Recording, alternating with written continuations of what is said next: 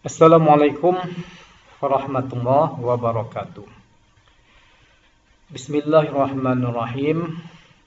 Alhamdulillah wassalatu wassalam ala Rasulillah Sayyidina wa Maulana Muhammad ibni Abdillah, la haula wa la quwata illa billah.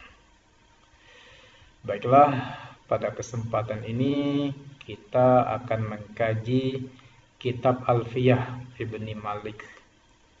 Kitab Alfiyah Ibni Malik ini sangat terkenal di kalangan para santri yang membahas tentang ilmu nahu dan juga ilmu sharaf. Jadi Ibnu Malik itu namanya adalah Muhammad bin Abdullah bin Malik At-Tai Al-Andalus. Jadi beliau ini merupakan penduduk Andalusia yang sekarang kita kenal adalah negeri Spanyol. Beliau lahir pada tahun 600 Hijriah. Jadi kitab beliau ini sungguh merupakan kitab yang sangat luar biasa hebatnya. Berbentuk syair dan mudah untuk dipahami. Singkat, simpel, padat. Baik, kita langsung membacakan dua bait dari kitab tersebut. Bismillahirrahmanirrahim. Al-kalamu wa ma yata'allafu minhu. Jadi kita ambil di sini dua bait. Bait pertama, kalamuna labzun mufidun kastaqim wasmun wa fi'lun thumma harfun al-kalim. Wahiduhu kalimatun wal qawlu am wa kalimatun biha kalamun qad yu'am. Nah, di sini Ibnu Malik menjelaskan bahwa kalam menurut para ulama nahwu itu adalah lafzun mufidun. Jadi dua kata nih, lafzun mufid.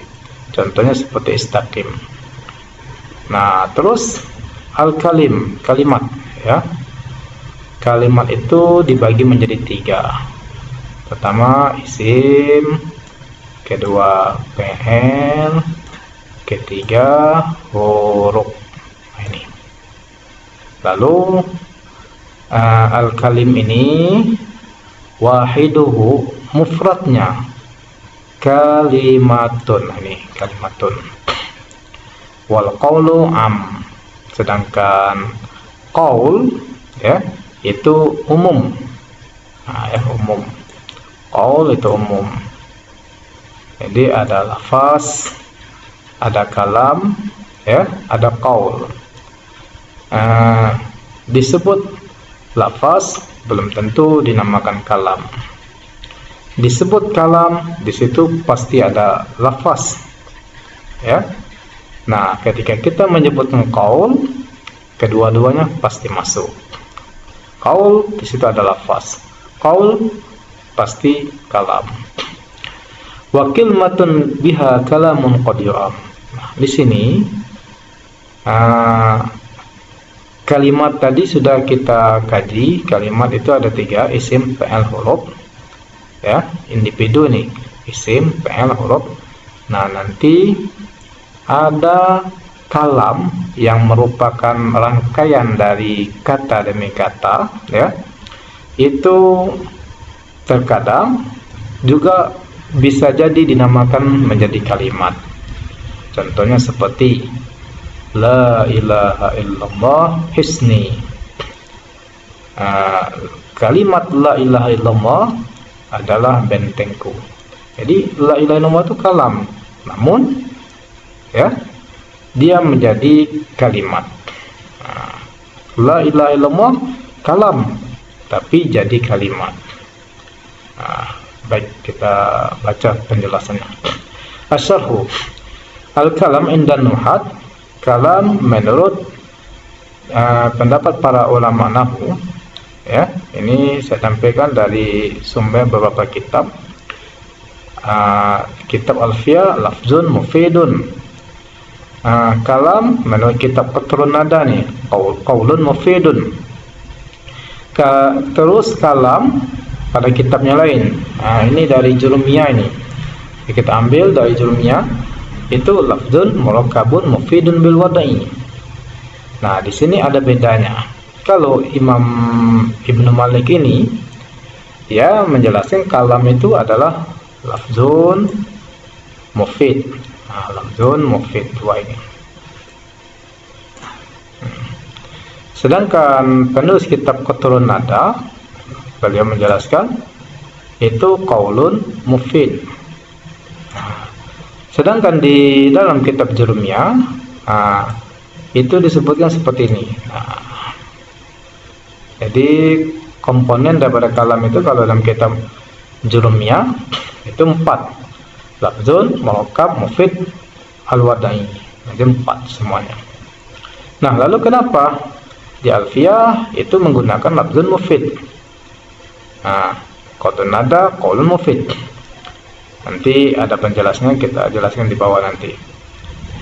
Nah, terus ada kata-kata al-kalim di sini, al-kalim di sini ya. Itu kalimat itu ada 3, salah satu ismun, fi'lun, harfun. Nah, kalimat al-kalim itu ini ada isim jenis ini ya teman-teman. Ini kalau ditanya apa sirahnya, ini namanya isim jenis, mufradnya kalimatun. Jadi isim jenis itu bukan isim mufrad, itu berbeda ya. Nah, isim jenis dia akan bermakna jamak.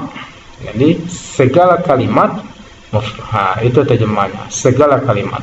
Maka mufradnya kalimatun. Nah, ini penjelasan. Al-kalimu ismu jinsin jam'i. Jadi lafaz kalim itu merupakan isim jenis yang jam'i. Ismul jinsi naw'ani. Isim jenis itu 2 macam. Ahaduhuma jam'i. Pertama jam'i, wa tsani ifradi. Kedua ifradi. Fal jam'i huwa ma yadullu ala aktsara min itsnaini. Jadi yang disebut dengan jam'i itu sesuatu yang menunjukkan lebih dari 2. Nah, ya, jadi kalimat isim jenis yang jam'i itu dia menunjukkan maknanya lebih dari 2. Wa yafarraqu bainahu wa baina wahidihi bit-ta' ghaliban. Namun kebiasaannya, kebanyakannya antara isim jamak dan mufradnya itu dipisahkan dengan ta. Contoh, misal kalimatin wa kalimin. Nah, kalimatin wa kalimin. Jadi tinggal buang ta, maka jadi kalimin. Yang kedua wal ifradi. Nah, yang kedua ifradi. Apa itu ifradi? Yang ma yasduqu 'ala al-qalil wal katsir. Jadi yang ifradi itu masuk maknanya sedikit atau bermakna banyak. Jadi boleh dua makna, sedikit boleh, makna banyak pun boleh. Lafaznya satu. Misal ma wa turab. Contohnya seperti lafaz ma, ma'in, turabin. Nah, ini adalah isim jenis ifradi ya. Nah, baru kita menjelaskan. Nah, al-qaul a'ammu min al-lafzi. Ya, qaul lebih umum daripada lafaz. Nah, lafaz sebagaimana kita ketahui itu adalah sautun mustamilun ala ba'dil huruf. Ialah suara yang keluar dari lidah kita ya, yang mana suara tersebut mengandung huruf.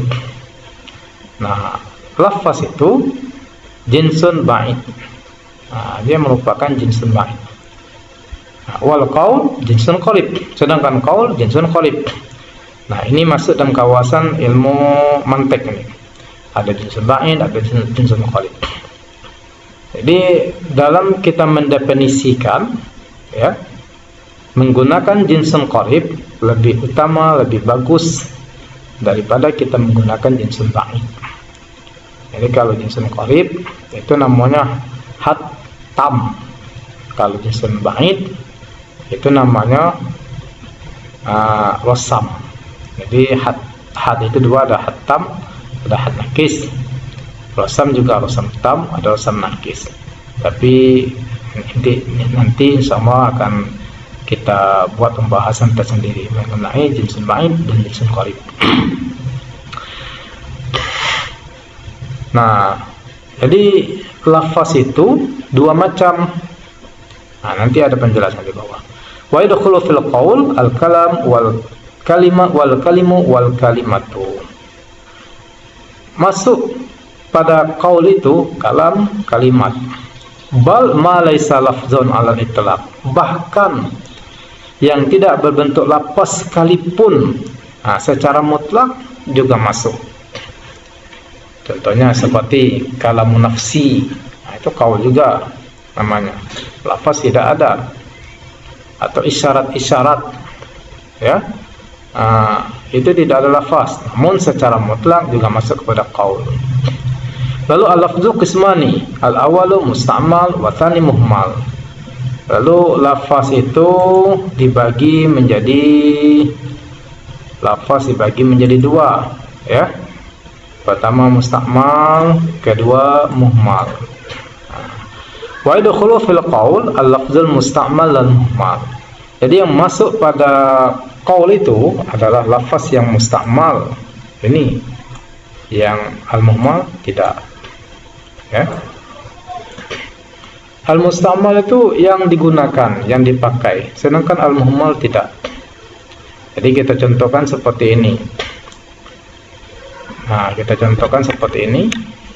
Pena itu lafaz musta'mal karena digunakan orang, dipakai orang. Coba kita putar membacanya. Pena kita balik, maka bacanya aneb. Nah, orang tidak ada membacanya aneb tuh, tidak pakai orang. Nah, pena lafaz musta'mal. Terus aneb lafaz muhmal. Zaidun lafaz musta'mal. Daizun lafaz muhmal. Nah, ketika kita menyebutkan qaul, maka yang masuk di situ adalah lafaz musta'mal, bukan muhmal. Jadi qaul inilah disebut dengan jinsul qarib karena dia lebih dekat ketimbang lafaz. Karena lafaz itu boleh jadi lafaz musta'mal, boleh jadi lafaz muhmal. Wallahu a'lam.